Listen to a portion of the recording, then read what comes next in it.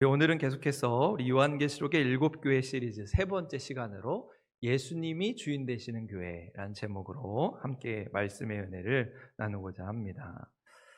오늘 설교를 준비하면서 인상 깊은 컬럼 하나를 보게 되었습니다. 그 제목이 교회 주식회사로부터의 탈출이라는 제목인데, 그 칼럼의 내용은 미국의 노스캐롤라이나에 위치한 갈보리 교회 담임 목사인 글렌 와그너의 책의 내용을 바탕으로 하고 있습니다. 그래서 그 책의 제목이 칼럼의 제목이 되었는데요. 그 책의 제목이 교회 주식회사로부터의 탈출이라는 제목입니다. 그다음에 그 목사님 왜 이런 제목의 책을 출간하게 되었을까? 이 글렌 와그너 목사님은 이 담임 목사님으로 부임하는 첫 교회에서 교회 대표라고 하는 교인으로부터 목사님 향후 6년간 우리 교회를 어떻게 목회해야 할 것인지 목회 전략을 수립해서 보고하십시오. 그런 주문을 받게 되었습니다. 그래서 우리 교회는 이런 사역을 하고 이런 사람들이 있는데 우리 교회 사업 목표 20개를 줄 테니까 참고하십시오. 라는 말을 듣게 된 것입니다. 부임을 하자마자 듣게 된 이야기에 이 목사님은 큰 충격을 받았습니다. 아니, 내가 지금 여기에 무엇을 하러 왔는가? 이 교인 대표라는 사람이 나를 뭘로 보는 것인가? 교회가 요구하는 것은 목회가 아닌 경영을 원했고 양육이 아닌 관리를 원했던 것이지, 영적인 회복을 원한 것이 아니라 인간적인 생각으로 교회가 이렇게 되면 좋겠다, 목사가 아닌 그저 월급 받는 사장으로, 그저 교회를 관리하는 사람으로 원했다는 것입니다. 여러분, 그래서 와그너 목사님은 이런 경험이 동기가 되어서 교회 주식회사로부터의 탈출, 교회가 회사는 아니다는 책을 저술하게 된 것입니다. 여러분, 그렇다면 오늘날 우리 한국교회가 회복해야 할 목양 정신, 교회의 참 모습은 무엇인가? 이런 것은 바로 예수님이 주인 되시는 교회, 예수님이 우리의 선한 목자 되셔서 우리를 목양하시고 우리에게 말씀하시고 예수님이 이끌어 가시는 교회라 할 수 있습니다. 여러분, 예수님은 우리의 목자가 되셔서 양으로 생명을 얻게 하고 우리로 더 풍성히 하게 하신다고 성경에서 말씀합니다. 그런데 한국교회 안을 들여다보면 그러한 주님의 마음과는 거리가 먼 모습들을 종종 보게 됩니다. 여러분, 그래서 예수님은 목자와 양의 비유 속에서 교회를 위협하는 두 가지 비유를 말씀하시죠. 하나는 도둑이고 하나는 이리입니다. 여러분, 이 둘은 비슷해 보이지만 행동하는 성격이나 행동하는 방식이 완전히 다른 것을 보게 되죠. 여러분, 먼저 도둑은 문으로 들어오지 않습니다. 몰래 들어와서 교회를 이용합니다. 도둑의 관심은 양이 아닙니다. 양의 생명에도 양의 상처에도 관심이 없습니다. 오로지 자기 욕심, 자기 이익, 자기의 이름을 위해서 교회 안에 머물게 됩니다. 겉으로는 신앙이 있는 척하지만 그 속에는 예수님이 아니라 자기 자신이 주인이 되어 자기가 왕이 되어 그 자리에 떡하니 앉아 있다는 것이죠. 여러분, 그래서 도둑이 있는 교회는 겉으로 보기에는 멀쩡해 보여도 그 안에는 점점 생명력을 잃어갑니다. 감격이 없고 기도가 사라지고 영혼이 메말라갑니다. 사랑이 식어지고 서로를 비난하고 정죄하면서 껍데기만 남은 교회로 전락하게 되는 것이죠. 여러분, 반면에 이리는 더 노골적이지요. 이리는 교회를 사랑하는 척하지도 않습니다. 기회를 노리다가 양이 약해질 때, 양이 힘이 빠질 때, 공동체가 분열될 때 공격을 합니다. 교회 안에서 거짓된 말로 양들을 혼란스럽게 하고 두려움과 불신을 심어주어서 공동체를 완전히 흩어놓습니다. 여러분, 이리는 양을 돌보는 것이 아니라 양을 삼키는 것에 목적이 있습니다. 그래서 이리가 지나간 자리에는 상처 입은 성도들, 교회를 떠난 영혼들이 남게 되는 것이죠. 그렇게 참된 교회의 회복은 누구를 세우느냐에 있는 것이 아니라 이 교회의 주인이 누구인가를 아는 것에서 시작하는 것입니다. 예수님이 주인 되시는 교회에는 도둑이 오래 머물 수 없습니다. 선한 목자가 계신 교회에는 이리가 마음대로 날뛸 수 없습니다. 왜냐하면 선한 목자가 양들을 버리지 아니하시고 자신들의 생명으로 양을 지키시기 때문이지요. 여러분, 그렇게 오늘 우리에게 필요한 것은 우리의 목자 되신 예수님의 음성을 다시 듣는 것입니다.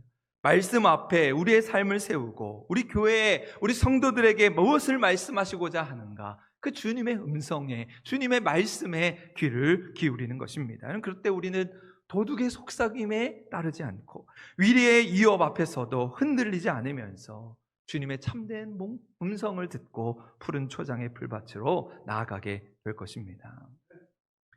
오늘도 그러한 마음으로 우리 요한계시록의 7교회의 말씀을 함께 나누고자 합니다. 오늘은 7교회 시리즈 3번째 시간으로 버가모 교회 이야기를 함께 나누려고 하는데요.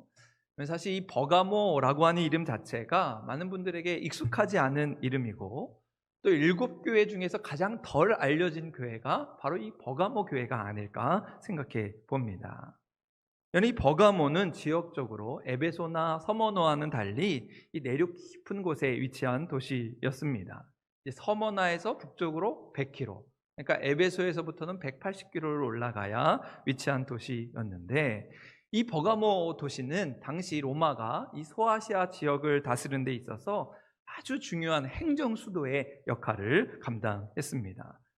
그래서 어떤 이들은 오늘날로 치면 에베소가 상업과 문화의 중심지인 미국의 뉴욕과 같다면 이 버가모는 정치와 행정의 중심지인 워싱턴 DC와 같다, 이렇게 설명하는 것을 듣게 되었습니다. 이러한 배경 속에서 버가모는 정치적으로뿐만 아니라 문화적으로도 아주 막대한 영향력을 미치게 되었습니다. 특별히 이 도시에 자리 잡았던 페르가몬이라고 하는 도서관은 당시에 이 고대 세계에도 20만 권이 넘는 책, 20만 권이 넘는 두루마리를 소장하고 있었는데, 이제 우리에게 유명한 알렉산드리아 도서관에 이어서 이 고대 세계에서 2번째로 규모가 컸던 도서관이 바로 이 버가모 지역에 위치하고 있었습니다. 여러분, 이처럼 정치 권력과 이런 문화적 영향이 결합된 이 버가모 도시는 겉으로는 화려해 보였지만 반면에 신앙을 지키기에는 결코 쉬운 곳이 아니었습니다. 그래서 오늘 버가모 교회를 향해 말씀하시는 주님의 모습을 보면 어느 교회보다도 아주 단호하고 결연하게 말씀하는 것을 보게 됩니다. 그것이 오늘 말씀을 시작하는 12절 말씀인데요. 우리 12절 말씀 화면을 보시고 같이 한번 읽겠습니다. 시작. 버가모 교회의 사자에게 편지하라. 좌우에 날선 검을 가지신 이가 이르시되. 지금까지 7교회를 향한 예수님의 말씀을 보면 이제 편지 형식을 갖추고 있어서 어느 정도 일정한 틀을 갖추고 있습니다. 그래서 큰 틀에서 보면 편지를, 예수님의 말씀을 시작하실 때 그 말씀을 하는 주님의 모습을 묘사합니다. 예수님이 어떠한 모습인지를 처음에 이야기하고, 그 편지의 몸통 중간 부분에서는 그 교회를 향한 칭찬이나 책망의 말씀이 나오게 됩니다. 그리고 그 편지의 마지막에는 이런 어려움에도 이기는 자, 이 교회를 잘 지킨 자들에게 주시는 그런 상급을 말씀하고 있습니다. 여러분, 그런데 오늘 버가모 교회를 향한 말씀을 시작하면서 이 예수님의 모습을 표현하는 것을 보면 다른 교회와는 아주 사뭇 다른 것을 보게 되지요. 여러분, 에베소 교회에서는 예수님의 모습을 7 금초대 사이를 거니시느니 아주 우아하고 멋지게 표현했죠. 또 서머나 교회에서는 죽었다가 살아나시니 예수님이 함께 하시면 모든 것을 감당할 수 있다는 모습으로 표현하고 있습니다. 여러분, 그런데 오늘 버가모 교회에 말씀하시는 주님의 모습은 좌우에 날선 검을 가지시느니 아주 단호하게 무감각 있게 이 말을 듣는 이로 하여금 무슨 말씀을 하시려고 하는가 긴장감을 갖게 하는 표현이라 할 수 있습니다. 여러분, 그렇다면 왜 버가모 교회를 향해서 이런 긴박한 표현을 쓰고 있는 것일까? 여러분, 그것은 바로 이 버가모 교회가 처한 현실과 맞닿아 있다고 할 수 있습니다. 로마 통치의 중심지에서 신앙의 위협을 받는 교회가 위기 가운데 처해 있었기 때문이지요. 여러분, 특별히 이 버가모는 최초로 로마 황제의 신전이 세워진 곳이었는데, 이제 그러다 보니까 제도적으로 황제 숭배가 아주 강하게 자리 잡은 도시였습니다. 그래서 지난주에 말씀드린 대로 황제에게 숭배하지 않고 분양하지 않으면 경제 활동을 할 수가 없고 먹고 사는 문제가 지장을 받게 된 것이죠. 그러다 보니 이곳에서 교회를 세우고 신앙을 지킨다는 것은 이 생명과 직결되는 문제였습니다. 믿음을 지킨다는 것이 그냥 단지 교회에 출석하는 문제가 아니라 세상의 가치와 타협하지 않겠다고 하는 아주 결연한 결단을 의미하게 된 것이지요. 여러분, 이러한 현실 속에서 버가모 교회는 박해와 핍박 속에서도 믿음을 지켜낸 모습으로 오늘 말씀에 주님께 칭찬받는 교회가 되었습니다. 동시에 외적인 박해는 잘 이겨냈지만, 외적인 박해로부터는 잘 지켜냈지만 교회 내부적으로 거짓된 자들에 의해 흔들리고 있는 모습을 보시면서 어떤 부드러운 위로나 격려보다는 분별을 요구하시고 결단을 요구하시는, 그래서 좌우의 날선 검, 말씀의 검을 들고 말씀하시는 주님의 모습을 보게 됩니다. 여러분, 로마 권력의 통치 아래 있던 버가모 사람들에게 이 칼이나 검이라고 하는 것은 아주 익숙한 그런 상징적인 표현이라 할 수가 있지요. 이런 로마의 칼은 권력의 상징이었고 사람을 살리기도 하고 죽이기도 하는 폭력의 도구였습니다. 지금처럼 대포를 쏘고 미사일을 쏘고 하는 전쟁이 아니기 때문에, 이런 당시 로마는 이 칼을 가지고 나라의 질서를 유지했고 칼을 가지고 사람들에게 복종을 요구하면서 칼에 불순종하는 자들은 언제든지 배임을 당하게 되었습니다. 여러분, 그런데 예수님께서 그러한 도시의 현실 가운데 있는 버가모 교회를 향해서 이 좌우의 날선 검을 들고 나타나시는 것이죠.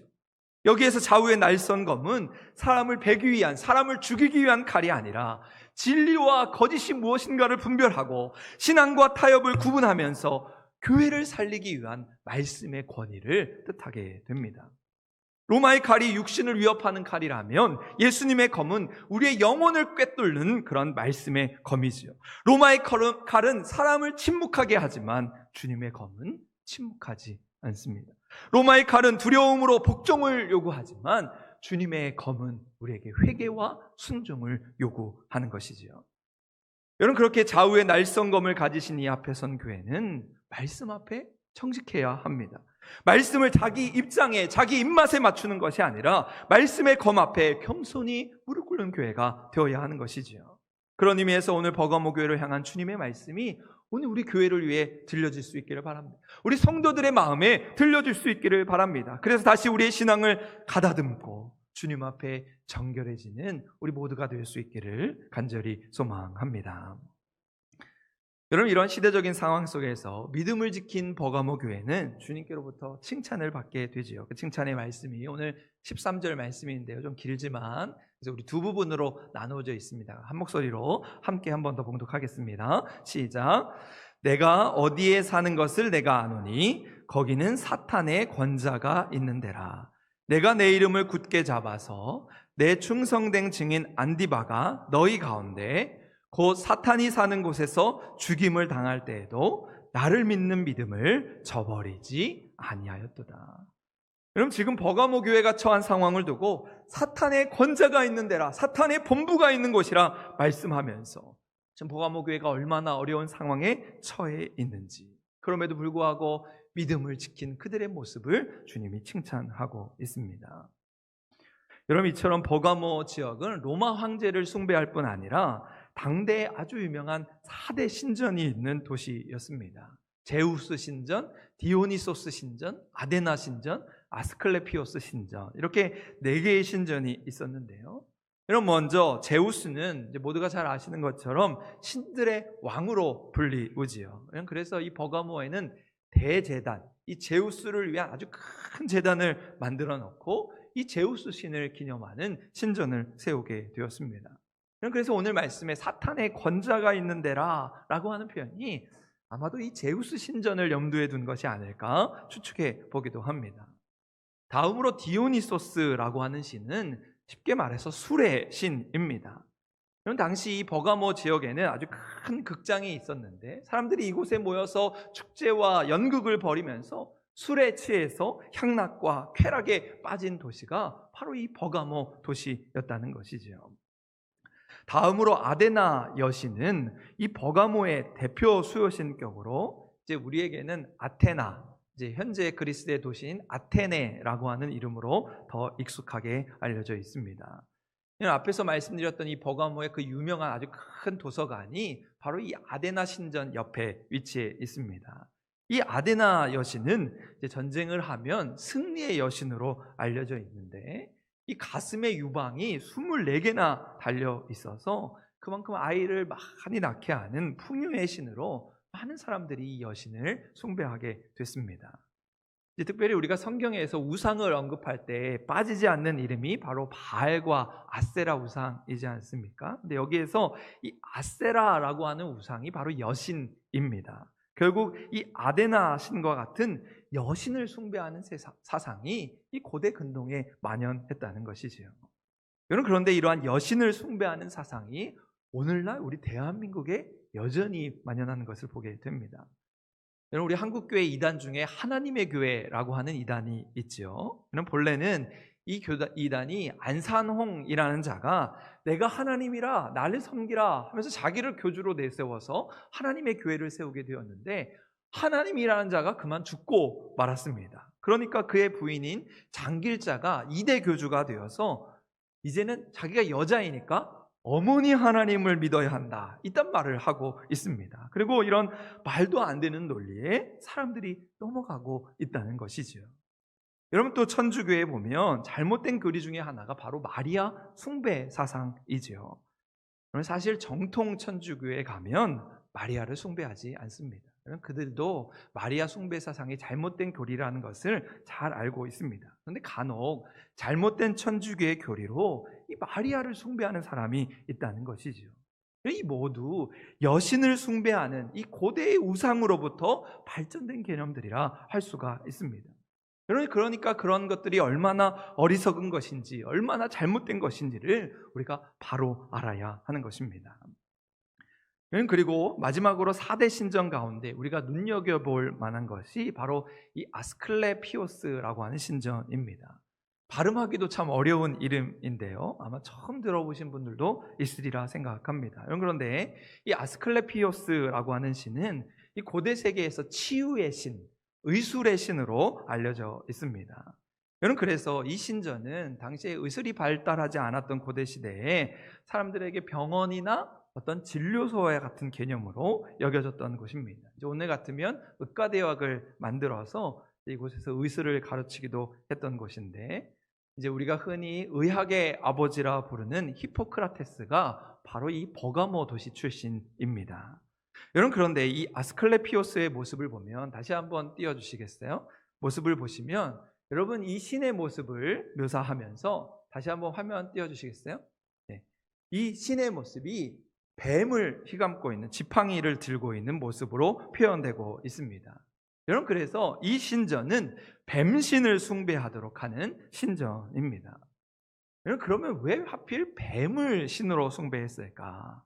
여러분, 뱀이라고 하는 동물이 시간이 지나면 자기의 껍질을 벗어내는 탈피를 하지 않습니까? 그러니까 자기의 몸의 허물을 벗고 이 새로운 피부를 입고 살아가게 되는데, 옛날 사람들이 그것을 보면서 이 뱀이라고 하는 동물이 병을 고치는, 완전히 새로워지는 혐이 있는 동물이구나, 그렇게 여겨서 이 뱀을 신으로 숭배하게 되었다는 것입니다. 여러분, 그래서 재미있는 것은 현재 우리가 알고 있는 세계보건기구 아시죠? WHO라고 하는 세계보건기구를 보면 심볼 마크가 있는데, 여러분, 이 심볼 마크 한가운데 노란색으로 지팡이가 있고, 이 지팡이에 꽈리를 틀고 있는 뱀의 모습을 보게 됩니다. 여러분, 인류의 건강과 치유를 상징하는 이러한 표식 속에 이 고대 신전에서 사용하던 상징이 오늘날까지 아무렇지도 않게 버젓이 사용되고 있다는 것이죠. 여러분, 그만큼 우상을 숭배하는 사상이 우리의 삶에 아주 깊이 뿌리 내려서 우리에게 영향을 미치고 있다는 것입니다. 여러분, 이처럼 버가모 사람들에게 아스클레피오스 신전은 병을 고치는 장소이기는 했지만 동시에 우상을 숭배하는 중심지가 되었습니다. 육신의 병을 고치고자 찾아갔지만 오히려 그곳에서 영혼의 병이 더 깊어지는 자리가 되었다는 것이지요. 바로 이러한 환경 속에 버가모 교회가 위치하고 있었습니다. 사람들이 뱀신에게 무릎을 꿇을 때 보이지 않는 하나님 앞에서 믿음을 지킨다는 것은 날마다 치열한 싸움이었던 것이지요. 그리고 그 치열한 싸움의 증인이 바로 이 버가모 교회의 안디바라고 하는 인물이었습니다. 여러분, 본인은 우상을 숭배하지 않으면서 성도들에게 우상을 숭배하면 안 된다, 그것은 잘못된 것이라 가르치니까 결국 로마군에 의해 체포가 되었습니다. 그리고 결국 순교를 당하는데 활활 타오르는 불 녹가마에 이 안디바는 던져져서 죽임을 당하게 되었습니다. 여러분, 그래서 주님께서는 이 버가모 교회를 향해서 사탄의 권자가 있는 곳이라 말씀하면서 로마의 박해가 심할 뿐만 아니라 영적인 타협이 끊임없이 유혹하는 그 우상 문화의 한복판에 있는 이 버가모 교회를 지칭하고 있는 것입니다. 여러분, 결국 버가모 교회가 직면한 싸움은 병을 고치느냐, 병을 고치지 못하느냐가 아니라 누가 생명의 주인인가를 선택하는 싸움이었습니다. 말씀의 검으로 영혼을 살리시는 예수님을 붙들 것인가, 붙들지 않을 것인가 하는 문제였다는 것이죠. 그래서 예수님이 이러한 상황 속에서 예수님의 이름을 굳게 잡고 믿음을 저버리지 않았던 이 버가모 교회를 칭찬하고 있는 것이죠. 그들의 지도자였던 안디바가 순교를 당하는 모습을 보면서도 믿음을 저버리지 않고 신앙을 저버리지 않고 교회를 지킨 것, 그들의 믿음을 칭찬하신 것입니다. 여러분, 그런데 오늘 말씀의 버가모 교회는 칭찬만이 아니라 책망도 함께 받은 교회로 기록되고 있습니다. 여러분, 문제는 외부적인 로마의 핍박, 이런 우상 숭배의 유혹에 있지 않았습니다. 문제는 바로 교회 안, 교회 내부에 있었다는 것이지요. 버가모 교회가 외부의 박해가 올 때는 함께 힘을 모아서 그 어려움을 잘 이겨냈습니다. 예수의 이름을 붙잡고 승리할 수 있었습니다. 그런데 정작 집안 단속을 못해서 교회 내부 안에 있는 문제로 인해서 예수님께 책망을 받게 된 것이지요. 그 말씀이 14절, 15절 말씀인데요. 우리 14절 말씀만 한 절 같이 한번 기록하겠습니다. 시작. 그러나 내게 두어 가지 책망할 것이 있나니 거기 내게 발람의 교훈을 지키는 자들이 있도다. 발람이 발락을 가르쳐 이스라엘 자손 앞에 걸림돌을 놓아 우상의 제물을 먹게 하였고 또 행음하게 하였느니라. 그러면서 이어지는 15절에서는 이와 같이 내게도 니골라당의 교훈을 지키는 자들이 있도다 라고 말씀하고 있습니다. 그럼 결국 예수님 말씀하신 두 가지 책망의 말씀은 첫 번째는 발람의 교훈을 따르는 자들에 대한 책망이고, 두 번째는 니골라당의 교훈을 따르는 자들의 책망이라 할 수 있습니다. 여러분, 먼저 발람에 대한 말씀은 우리 구약성경 민수기의 말씀에 소개되고 있습니다. 모압의 왕이었던 발락이라고 하는 사람이 거짓 예언자였던 발람에게 돈을 주고 저 이스라엘을 좀 저주해달라고 부탁을 하게 됩니다. 그래서 하나님은 천사를 보내시고 한낱 미물에 불과한 나귀를 통해서 그 발람 선지자의 길을 막으셨지만, 그래도 이 거짓 선지자 발람이 이스라엘의 젊은이들의 마음을 꿰어서 이스라엘 백성들의 마음을 흔들리게 하여서 우상 친전에서 행음을 하게 합니다. 이 일로 인해서 하나님의 진노를 사서 이스라엘 사람들이 연병에 걸려 24,000명이 죽게 되는 큰 비극을 맞이하게 되었습니다. 여러분, 두 번째로 니골라당의 교훈에 대한 것은 이 초대교회에 7 집사를 세울 때 여러분 그 중에 니골라라고 하는 사람이 있었습니다. 여러분, 그런데 이 니골라라고 하는 집사가 잘못된 사상에 빠져서 교회 안에 사악한 교리를 퍼뜨리게 된 것이지요. 쉽게 말해서 은혜를 누리기 위해서 죄를 가볍게 여기고 죄를 정당화하는 것입니다.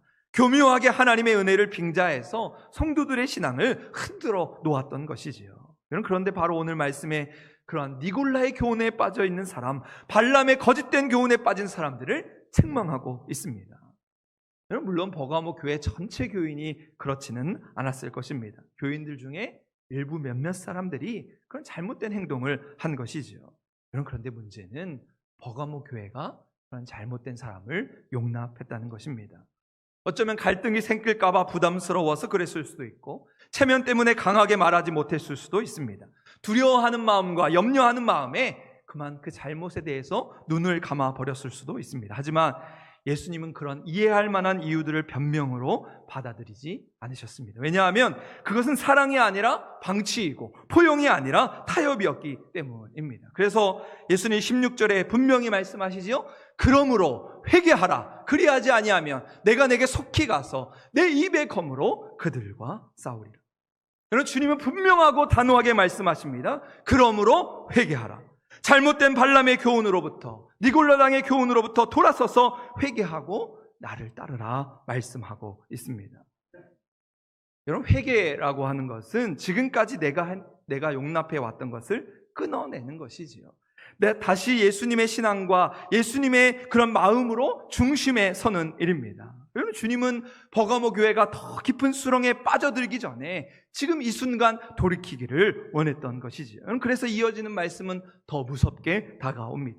그리하지 아니하면, 너가 회개하지 아니하면 내가 내게 속히 가서 내 입의 검으로 아까 앞에서 말씀하신 좌우의 날선 검을 가지시고 그들과 싸우리라 말씀하고 있습니다.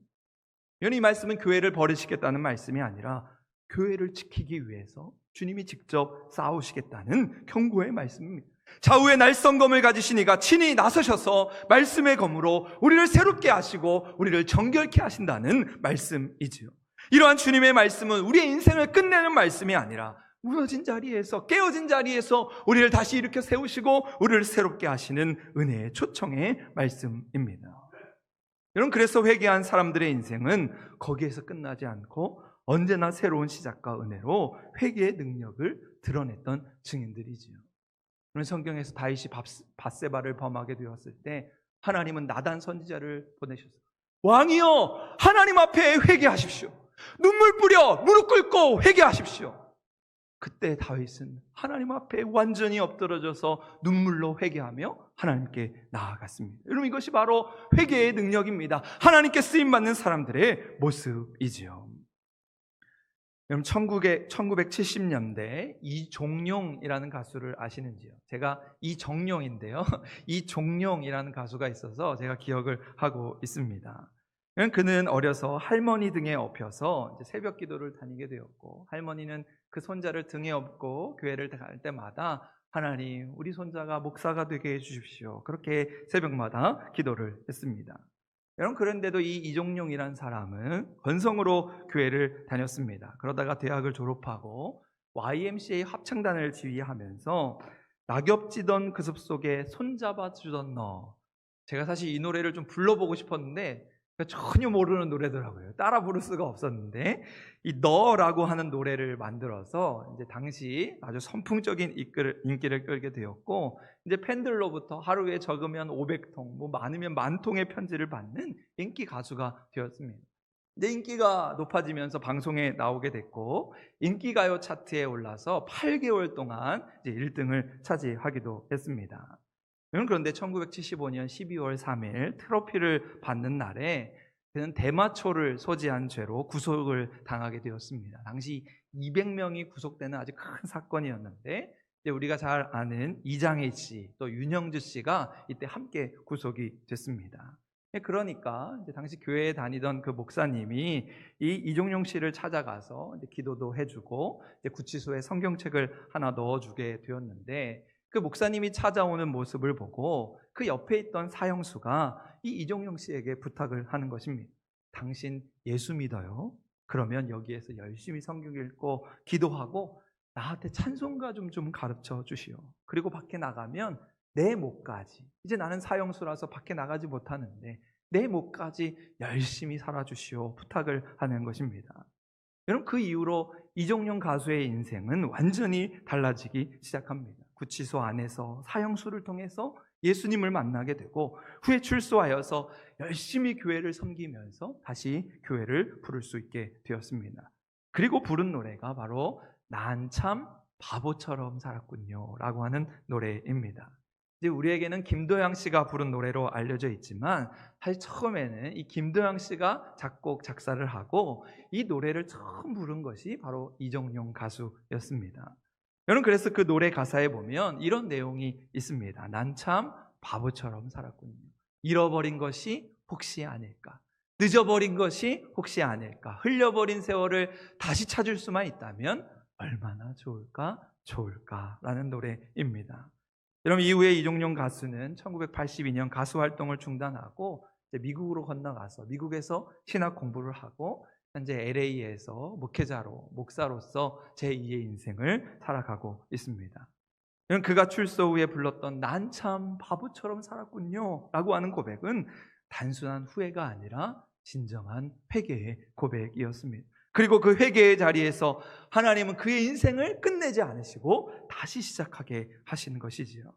여러분, 오늘 우리에게도 우리의 가슴 속에 이런 노랫말이 울리고 있지는 않습니까? 잃어버린 것이 혹시 아닐까? 늦어버린 것이 혹시 아닐까?